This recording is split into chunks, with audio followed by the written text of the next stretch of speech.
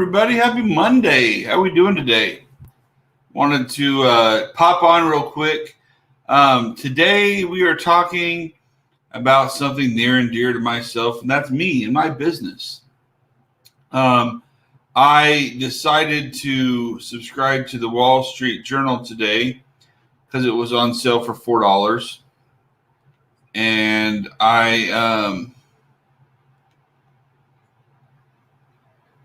mainly because there was an article I wanted to read, and it was worth $4 to me. And I figured with me doing these talks, it wouldn't hurt for me to have some business-related articles to look at on occasion. I normally go through LinkedIn, but this was referenced. And it's something that's been bothering me, but just before Thanksgiving, because it's the unknown. It's someone else is in control of my money, my product, and my returns, and that's Amazon. And so the Wall Street Journal article is from yesterday morning. Suzanne Kapner and Paul Ziobro, probably butchered your name, sorry, Paul, called Amazon Walmart tell customers to skip returns of unwanted items. Now, my wife had said that this has happened a couple of times and she's heard of it, where you go to you tell them you have a return and they just give you your money back and tell you to keep the item. But that hasn't happened to her. She just heard about it. And then when she goes to return something, they want it sent back. So they are specific on certain things. But I'm going to read the article to you just to make you guys aware of what's going on in business and how there's a lot of unknown that happens. And you don't even really know what the cost is going to be to you, your business, or to the market, because there will always be adjustments. If I start losing money, lots of money, because of returns, or I'm having to credit a product that's not even being returned and they get to keep it, there's going to be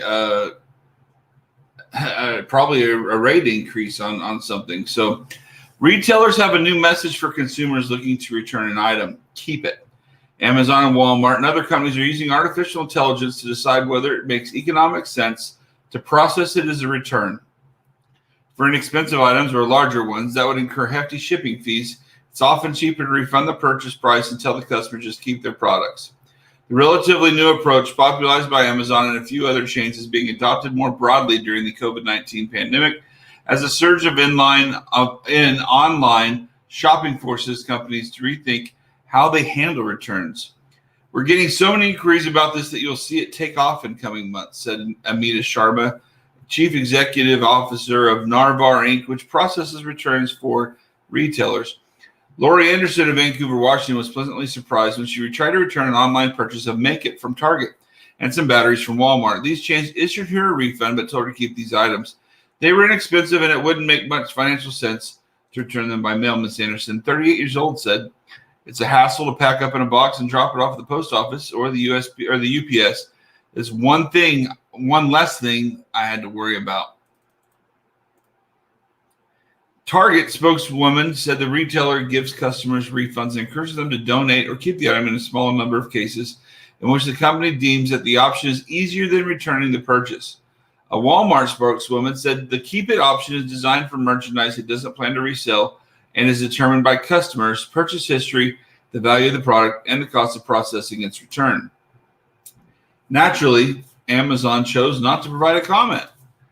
The number of e-commerce packages that returned in 2020 jumped from 70% for 2019, according to Narvar. More than half of these increases was due to higher e-commerce sales, while more than a quarter was a result of shoppers not wanting to return web orders to physical stores. A small percentage was because the people didn't get the right size because their weight had changed during the pandemic or they're unfamiliar with the brand sizing. E-commerce returns could total as much as $70.5 billion for the last holiday season alone. A 73% jump from a previous year, the previous 5-year average. A 70% jump from the previous average. That's quite a heck of a jump, to be honest with you. UPS expects a 23% rise in returns just the week of January 4th from last year. FedEx says the volume has set record highs of the past 6 months.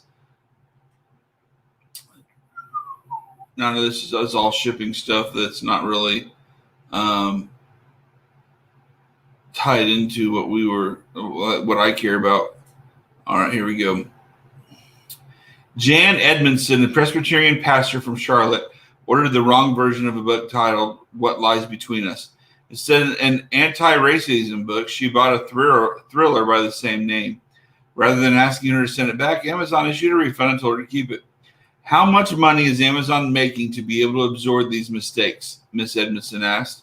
She's been using the errantly ordered book to prop up her laptop for Zoom calls. She plans to give it away. Cyber criminals are getting wise to these new return techniques. People do this for the sport of it, not just for monetary gain. The most common method is to claim an item didn't arrive or is defective, and then criminals use social engineering techniques to try to persuade the retailer to issue a refund. One common technique among scammers is to claim that they are afraid to sign for packages during the pandemic for fear of catching COVID-19. About a quarter of all dark web chatter about the return fraud in the past year focused on Amazon. These criminals are saying that Amazon's algorithms are more likely to detect fraud if the account is newly opened, which has led to a secondary market for older accounts. Man, if a pastor's first thought is, how much is Amazon making if they can just give me this for free? What are the people that that are non-pastors that may not have the integrity of a pastor? What are they saying and thinking? I don't know. I know that from October until December, the Amazon extends the return period on all things until January 31. So I won't know the impact of my company. My guess is until February, because they extend that return period, they still have to go through. They still have to check them all. They still have to process them all. And then they hit my account with a bunch of credits that I can't fight or say anything about. So it's about a 4-month wait of unknown. And does it bother me? Yeah, it bothers me. But at the same time, what can I do about it? There's not much. Luckily, I don't know if luckily, but due to the fact that we ran out of stock in September, the end of September, beginning of October, and our stock got back in stock in November, we've been slowly ranking back up. So the amount of sales we could have had for those 4 months is drastically lower. I mean, if we would have never ran out of stock and kept at the same pace, we would have been over 10,000 units in those 4 months for over, $275,000 in sales. Who knows how that would have affected returns. So anyway, as a business owner, it's not just find product, negotiate good price, buy product, do advertising, get it ready for sale, sell product, collect money. There's so many different aspects that you don't think about, and returns being one of them. You almost, especially the first couple, you take personally. I make sure my product is premium. Even like for some of the websites, if I sell it on Shopify, if I sell it on Jane, if I ship it myself, I make sure the quality is there before I ship it. If it's not there, I don't ship it. So for me to get a return, I take very personally of what's wrong with my product. What did you not like? What can I do better? What can I change? And when this Amazon policy comes out and you've got scammers that don't realize you're affecting a family, when you've got people that just don't care because they want to see what it looks like, or like they said in the article, it's just like a game to them.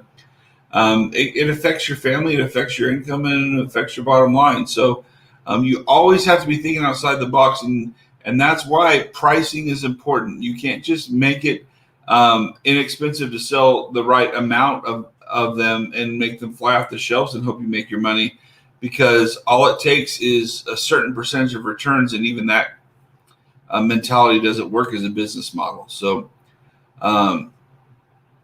there are so many different ways to look outside and inside and around the box. It's not just a 3D object. It's more 4 and 5 and 6 dimensional, because you've got to look at it from multi angles with different lighting, and your business is so different, and it's an animal of its own, and it's always growing. So